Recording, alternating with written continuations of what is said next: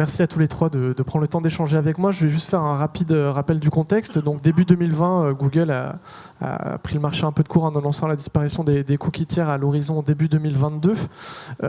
Finalement, ils ont fait marche arrière l'été dernier en voyant que le marché n'était pas prêt au bout d'un an et demi et qu'on ne le serait pas d'ici début 2022. Finalement, c'est décalé à courant 2023. Et donc, première question pour Bastien. Comment est-ce que vos partenaires ont accueilli cette nouvelle? Est-ce qu'ils se sont dit « Ouf, c'est cool, on remet le cookie-less en dessous de la pile et on va se concentrer sur les priorités court terme » ou est-ce qu'ils se sont dit « Ah bah, tant mieux, cerise sur le gâteau, on a un délai supplémentaire, mais ça n'entrave en rien le développement de notre roadmap ». Bonjour à tous. Alors, je crois que c'est Google surtout qui n'était pas prêt. Concernant nos clients, comme on a des clients extrêmement brillants et éclairés, ils se sont déjà attaqués au souci il y a quelques temps. Plus sérieusement, le sujet du cookie-less chez nous, il est antérieur à ces annonces de Google, puisque, on le sait tous, Safari et Firefox, ça représente 30% déjà des audiences, et on a une grosse partie des éditeurs, des groupes médias et des annonceurs par essence, par définition, qui étaient coupés de ces 30%. Parce que les cookies tiers sont déjà bloqués sur ces environnements-là. Exactement. Et donc effectivement, la démarche que font nos clients quand ils commencent à discuter avec nous et qu'on commence à travailler ensemble va déjà dans ce sens-là. Alors je ne dirais pas qu'ils sont complètement sereins aujourd'hui, parce qu'on a réussi à court terme à offrir des solutions qui vont notamment dynamiquement pouvoir combiner différentes approches.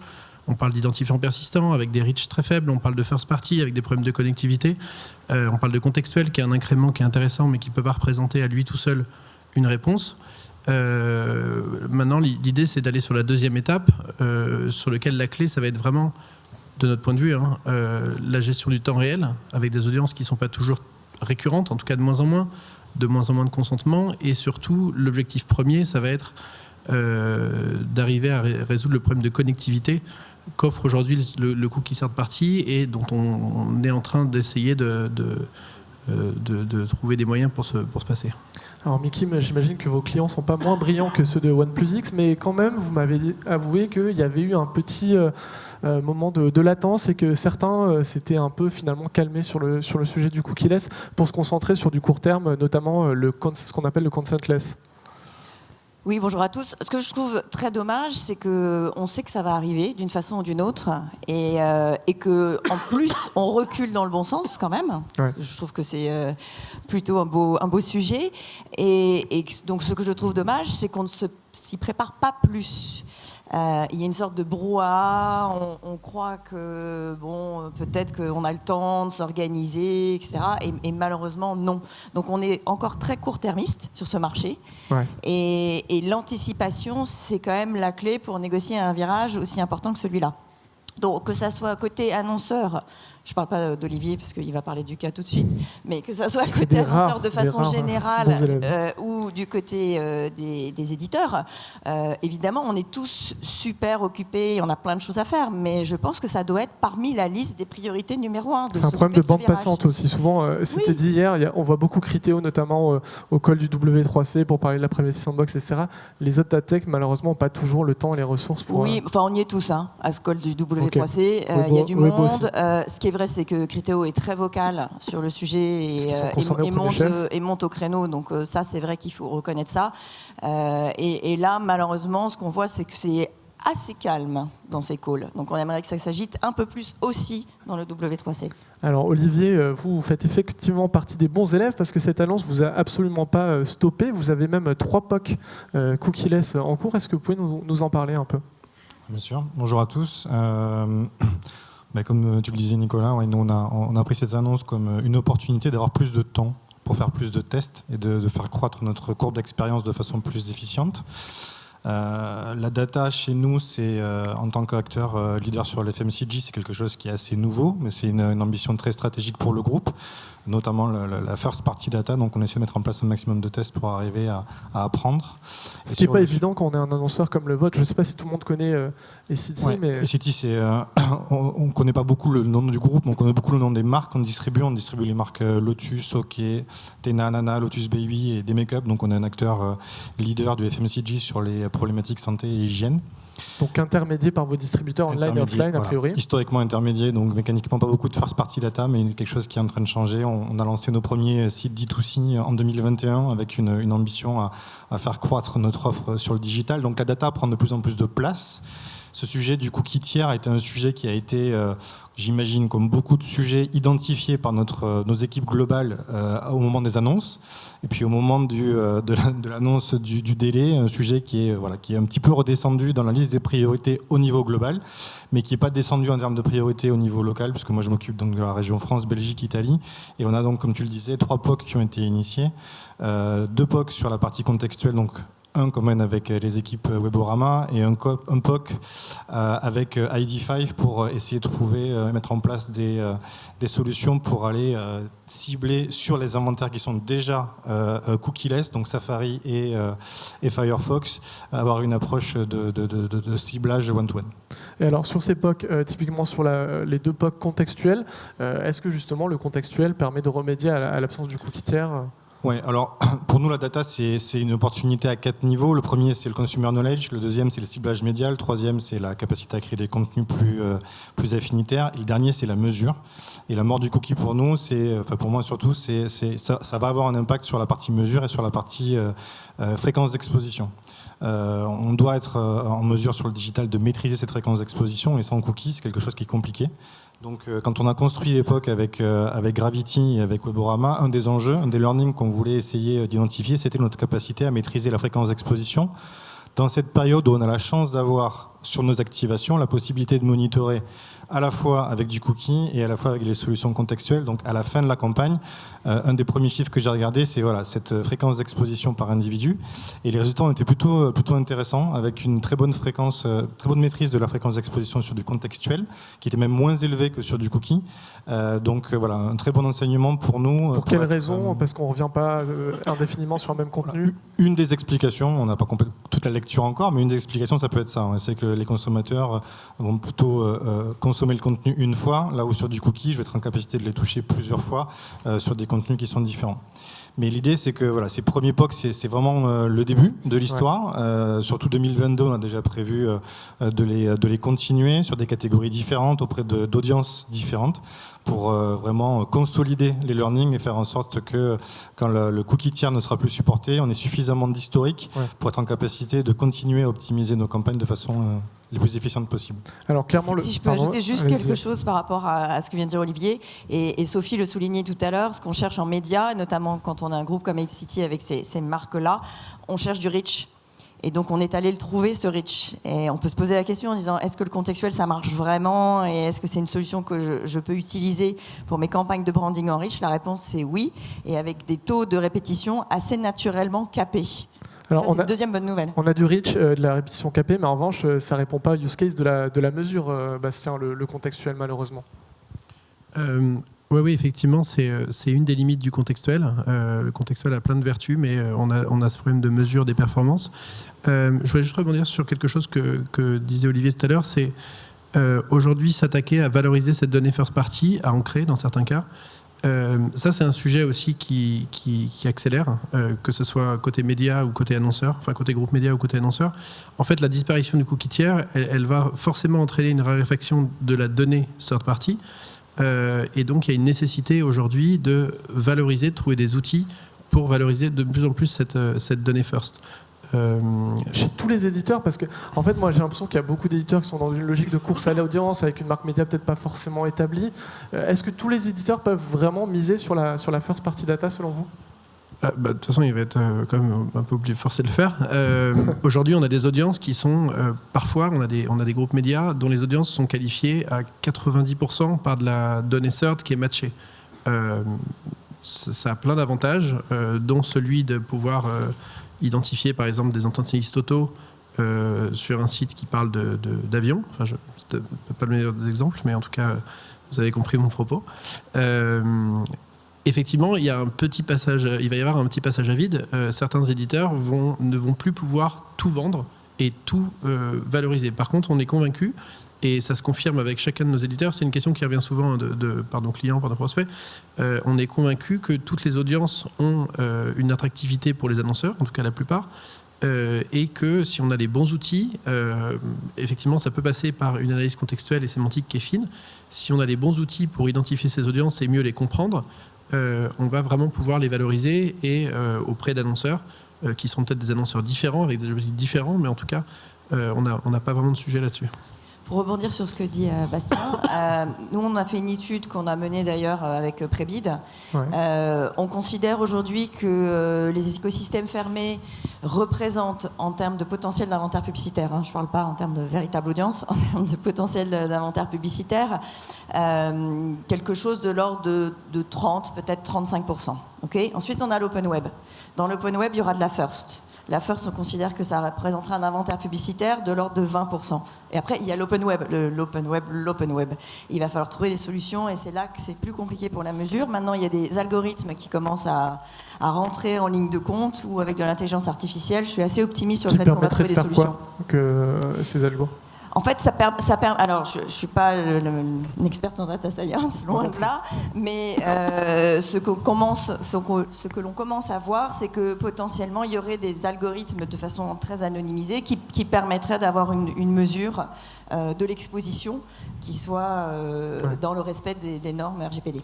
Et alors, justement, c'est intéressant que vous évoquiez les algorithmes. En fait, on voit qu'il y a plusieurs méthodes qui vont coexister sans qu'une seule réponde à tous les use cases. Est-ce que aussi le virage cookie tiers, c'est pas aussi un changement de paradigme technologique? Par exemple, vous, Olivier, comment aujourd'hui vous allez vous structurer pour adresser en fait cette hétérogénéité des méthodes de ciblage et des méthodes de mesure? Ça va être un casse-tête phénoménal. Oui, tout à fait. Je pense que c'est un sujet qui va être aussi corrélé au sujet organisationnel. Si je prends ma casquette locale, notre vocation, c'est d'essayer de trouver de la performance sur de la granularité. On le voit avec les différents tests qu'on peut mener. Quand on est en capacité d'avoir un ciblage plus fin, avec un message qui est plus spécifique sur une audience en temps réel ou quasi temps réel, on a des performances et des uplifts qui sont significatifs. Si je me mets dans les chaussures de mes collègues au niveau du global, eux, leur ambition et leur rôle, c'est aussi d'essayer d'industrialiser, d'uniformiser pour avoir des économies d'échelle sur le stack technique, sur la créa, sur les ressources. Donc je pense qu'il y aura au sein des gros corporates, il y aura une vraie question organisationnelle. Et des batailles entre le local et le global, fatalement. Alors c'est un travail collaboratif plus qu'une bataille, on va dire. En bonne Dans intelligence. la réalité du quotidien, c'est clair qu'il y aura des discussions qui peuvent être animées, puisqu'on n'aura pas forcément toujours une perception identique d'une situation à gérer. Parce qu'au regard de ce que vous me décrivez, je caricature un peu, mais le global vous dira mettez tout sur Facebook et Google parce que c'est plus scalable et moins cher. Et vous serez là, non, si on va sur l'open web, on peut avoir de la performance. Alors, vous êtes le dernier rempart de l'open web en fait. Allez Olivier. C'est un vrai sujet, c'est une belle perche. Alors je parle que pour moi personnellement, mon petit cas, mais oui, je suis convaincu que on peut aller chercher plus de performance sur l'open web que sur les GAFA. Et je suis convaincu, les chiffres que j'ai réussi à consolider durant mes différentes années d'expérience prouvent qu'il n'y a pas que les GAFA dans la vie et qu'on peut aussi aller faire de la performance en dehors des GAFA pour sûr. Et une question pour Bastien, vous êtes toujours dans cette logique de changement technologique, vous êtes persuadé que la fin du cookie tiers ne signifie pas la fin du ciblage, en revanche elle signifie un vrai changement de stack côté éditeur? Oui, si je peux juste rebondir sur ce que disait Olivier, on le voit aussi, les annonceurs aujourd'hui, ils ont pris conscience que la raison pour laquelle les internautes viennent sur Internet, c'est pour les contenus, c'est pour les éditeurs, c'est pour les groupes médias. Donc effectivement, il y a énormément d'avantages à travailler avec les GAFA. Et contrairement à ce qu'on peut penser, on a beaucoup plus d'annonceurs qui essayent de trouver des moyens technologiques de se rapprocher via des clean rooms, via de la collaboration un peu plus profonde avec les éditeurs, etc., que des annonceurs qui vont aller tout droit chez Google et dire finalement, la fin du cookie tiers, moi, ça m'est égal parce que je vais travailler directement avec des walled gardens. Et pour revenir à ta question, effectivement, nous, pour l'instant, en tout cas, même si j'aime bien parler de court, de moyen et de long terme, mais nous, pour l'instant, notre objectif, c'est d'arriver à combiner les différentes approches. Alors, on a la chance d'avoir une fonctionnalité qui permet de le faire de façon dynamique et dès la première page, ce qui va permettre de toucher également des audiences qui ne sont pas forcément toujours récurrentes, qui peuvent être consentless. Mais effectivement, on va jongler avec du cookie first party, qui a, comme je l'évoquais tout à l'heure, beaucoup d'avantages, mais des problèmes de connectivité. Quand un éditeur veut passer sur un cookie de tracking first party, il faut vraiment qu'il ait des audiences qui vaillent le coup d'aller le voir en direct et de se passer tous les outils pratiques et d'achat qu'on a à disposition. On a les identifiants persistants, évidemment, qui ont tous des approches et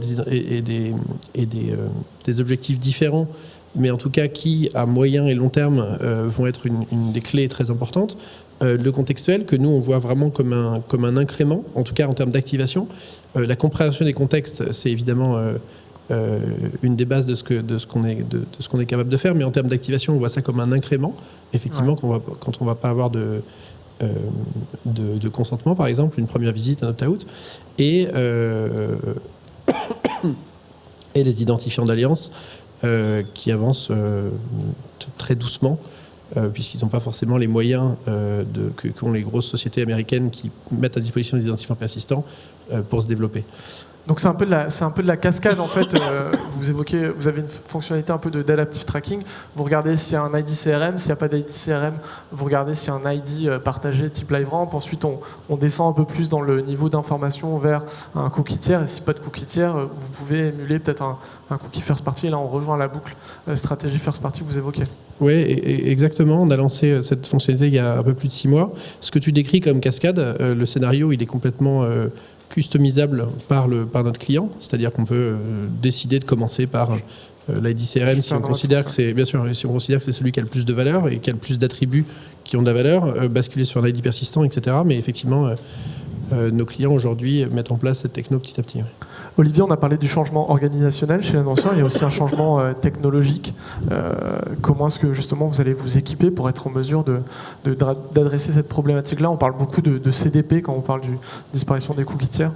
Oui, moi je suis convaincu que l'outil n'est que la continuité de la stratégie, de la vision ou du business. Donc éviter de mettre l'outil en premier, mais commencer à réfléchir plutôt au use case.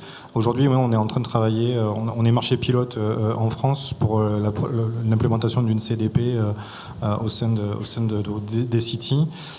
Mais voilà, on a vraiment fait l'exercice en rentrant par les use cases, les bénéfices, la valeur ajoutée, comment est-ce qu'on peut les générer. Et le but, c'est de mettre quoi dans cette CDP justement pour parler use case en fait? Qu'est-ce que ça pourrait? On va mettre de la first party data parce que c'est un enjeu qui est fort pour nous, mais on a aussi conscience qu'en tant que grand groupe industriel intermédiaire, on a peu de volume à date, donc on est obligé de réfléchir à des solutions hybrides qui vont mixer de la seconde et de la third party. On a mis en place, quand je suis arrivé, des gros deals data avec les plus gros publishers en France pour justement avoir accès à de la seconde party data qui peut être segmentée, customisée grâce aux audiences de ces médias-là. Donc ça, c'est de la data qu'on va pouvoir ingérer dans notre CDP en plus de notre first party. Et ensuite, on ira voir quelle typologie de data third party peut être intéressante pour apporter soit plus d'informations sur la granularité des segments, et donc une meilleure connaissance de nos cibles, ou d'autres informations qui peuvent être liées à l'exposition de la mesure ou du média. Chez Weibo, vous avez aussi des clients qui se lancent dans ces stratégies d'échange de second party data. Oui, tout à fait. On a mis en place pour Le Bon Coin une nouvelle DMP qui est complètement cookieless. On peut avoir des DMP cookieless du coup, parce qu'on dit souvent que DMP c'est l'ancien monde, les cookies, les CDP c'est le nouveau monde. Voilà, les DMP cookieless, et là on est en train de les accompagner justement sur cette transformation. Alors c'est le royaume de la first party data chez Le Bon Coin, donc c'est idéal. Mais en même temps, ça va dans le sens que disait Bastien, c'est-à-dire qu'il y a à la base la DMP qui est cookieless. Il y a un sujet de partage et de création d'une marketplace avec de la second party data, donc des data qui pourraient venir d'Olivier, plus des data d'autres acteurs qui permettent d'avoir des campagnes ciblées. Et on rajoute une grosse couche de contextuel pour être sûr qu'on est capable d'enrichir des annonces de business, de e-commerce, annonces, petites annonces. Je ne sais plus qui a prononcé, je crois que c'était Bastien, le terme de clean data room. C'est aussi un terme qui revient beaucoup dans les conversations. C'est un peu ce concept-là que vous évoquez, finalement, exactement, ces échanges de données dans des abris un peu permanents. C'est de la clean room. Vous faites aussi... Il faut être gros. Ouais. C'est ça le problème. Donc c'est un peu ce qu'on dit, c'est-à-dire que comme l'écosystème n'est pas connecté, et il y a de très belles solutions qui existent sur le marché, des solutions de first party data qui poussent dans ce sens-là, elles ne sont pas connectées à l'écosystème. Alors, l'identifiant partagé type Unified ID 2.0 qui a effectivement pour l'instant des problématiques de reach, mais c'est qu'on en est encore au balbutiement. Est-ce que ça peut être une réponse à cette... Oui, ça peut être une réponse. On a des problématiques de reach, on a des problématiques de non connectées à l'écosystème de diffusion publicitaire, donc pas connecté à ADV, pas connecté à Xandr, donc ça peut pas marcher pour le moment. Ok, et vous avez bon espoir que, DV peut-être pas a priori, enfin ils ont annoncé que c'était plutôt contre les identifiants partagés, mais vous avez quand même bon espoir que l'industrie se mette en ordre de marche. Enfin vous appelez en tout cas à plus d'alliances et de mise en place de trajectoires communes, quoi. Oui, si je prends mon ancienne casquette où j'ai passé 15 ans en agence, quand vous êtes en agence face à les stratégies médias, des problématiques médias, des plans médias, et que vous avez en face de vous un écosystème où il y a 1000 acteurs, vous êtes perdu.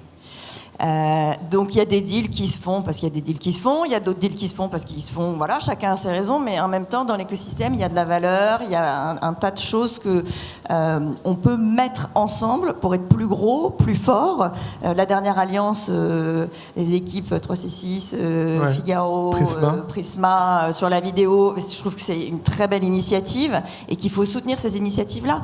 Le tout, c'est pas d'être contre les GAFA, c'est de proposer une alternative, parce que si je reviens sur ce que je disais tout à l'heure, sinon on a un annonceur et on se prive de 60% du web. Ouais. Peut-être juste pour rebondir, entièrement d'accord avec Mickey, mais il faut rationaliser, parce que quand on est d'un point de vue annonceur, la notion de complexité de setup, c'est une vraie réalité du quotidien. Donc quand vous avez d'un côté une offre qui semble être clé en main et qui répond à toutes les problématiques, et de l'autre la nécessité de coordonner 2, 3, 4, 5 acteurs différents pour arriver à avoir quelque chose sur l'identifiant. C'est voilà, un des POC sur lesquels on est, on travaille avec ID5, on travaille avec le groupe Prisma, on a pas mal d'interlocuteurs qui ont été mis en place dans ce POC là. Ça a pris un peu de retard parce que la connexion entre l'ensemble des interlocuteurs, c'est compliqué, ça prend du temps, chacun a sa roadmap de développement, ses objectifs, priorités business, et au final c'est quelque chose qui nécessite d'un point de vue annonceur beaucoup de pugnacité pour arriver à générer à minima le test. Et ensuite, il faut qu'on regarde si le test génère de la valeur. Et quand on met au regard cette valeur ajoutée avec la complexité à cette EP, des fois le ROI il est pas positif. Et donc quand on est au global dans un gros corporate, ce qu'on essaie de voir, c'est quelle est la valeur que je génère et quel est le niveau de complexité pour générer cette valeur. Et aujourd'hui, force est de constater que si les investissements vont majoritairement chez les walled gardens, c'est parce que peut-être leur offre paraissent sur le papier générer de la valeur, mais sont beaucoup plus simples à implémenter. Sur le papier, alors qu'en réalité, pas toujours. En réalité, quand on rentre dans le détail des chiffres et quand on crunch vraiment les sujets, on se rend compte que oui, on peut générer de la valeur, plus de valeur ailleurs. Après, voilà, il faut toujours remettre en perspective la génération de cette valeur et la complexité et le besoin de maturité à avoir pour arriver à générer ces activations-là. C'est déjà le terme de cette table ronde, c'est passé hyper vite. Je vous enjoins à prolonger la discussion là-haut, ou plus tard en tout cas dans la journée. Merci beaucoup à tous les trois. Merci Nicolas. Merci Nicolas. Merci beaucoup.